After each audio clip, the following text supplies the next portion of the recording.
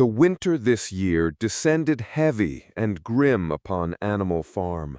The ground was hard as iron, covered with layers of ice, allowing for neither planting nor even simple plowing. As night fell, the winds howled through the dilapidated houses, letting the frost creep into the animals' bones. They twisted in their sleep from the bitter cold and hunger. The provisions had almost run out. Nothing remained for the animals but small rations, barely enough to keep them alive. Even the straw, which once was a warm bedding, had become food whose scraps they gnawed on. But what made matters worse was that Napoleon and Squealer would not allow anyone to admit what was truly happening. When human agents visited the farm to purchase timber, Napoleon ordered the barrels to be filled with sand and only topped with a thin layer of grain so it would appear that the farm was thriving. The visitors were fooled by the sight, leaving convinced that Napoleon was managing his farm efficiently, while in truth his animals stood on the brink of starvation. Meanwhile, Snowball's name never left their ears. Day after day, Squealer would come out to tell them that Snowball was sneaking in at night to sabotage the windmill, to poison the drinking water, to terrorize the hens so they would not lay eggs. With each disaster, food disappearing, stones collapsing, or hens falling ill, Squealer assured them it was Snowball's doing. The exhausted, tense animals began to believe any story fed to them, even if it defied logic. Then came the black moment.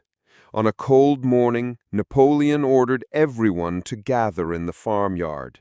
He emerged from Jones's grand house, surrounded by 9 huge dogs with red eyes and bared fangs. He stood before them in silence, staring into the terrified faces.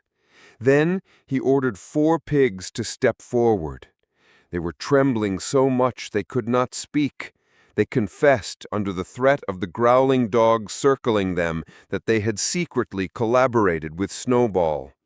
Within moments, the dogs lunged at them, tearing them apart amid the horrified screams of the other animals.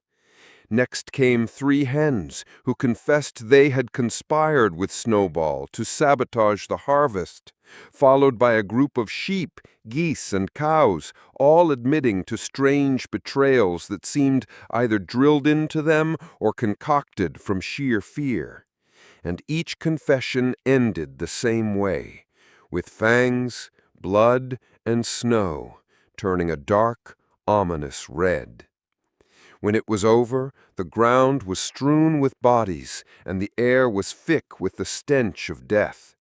The remaining animals froze where they stood, none daring to lift their head or even whisper.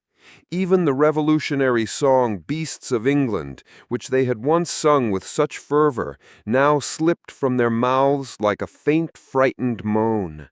They felt that something deep within them had died, something they could not name.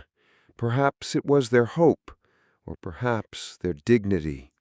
And Napoleon alone grew ever more imposing amid their terrified silence, planning the next stage of his rule, while they buried their dead in the freezing night, secretly wondering, is this truly the revolution we once dreamed of? This chapter reveals with striking clarity how revolutionary regimes often evolve into terrifying replicas of the very systems they once rose up to overthrow. When we see Napoleon gathering the animals in the yard, forcing them to confess to imaginary crimes, and then ordering their execution before everyone's eyes, we immediately understand that the revolution has reached the point of turning against itself. There are no longer any real external enemies. The danger is now fabricated, woven by the authorities to justify their existence and to crush any spark of dissent. These trials on the farm did not emerge from a vacuum. They were a vivid mirror of what happened in the Soviet Union during the 1930s, when Stalin led what history knows as the Great Purges. Thousands of old Bolsheviks, army officers, workers, and even simple peasants were accused of vague charges like conspiring with Trotsky or sabotaging on behalf of capitalism.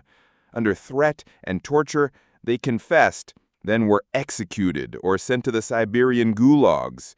These confessions were often entirely fictional, but they were essential for the regime to cement its grip and spread terror into the hearts of millions, ensuring silence and unquestioning labor.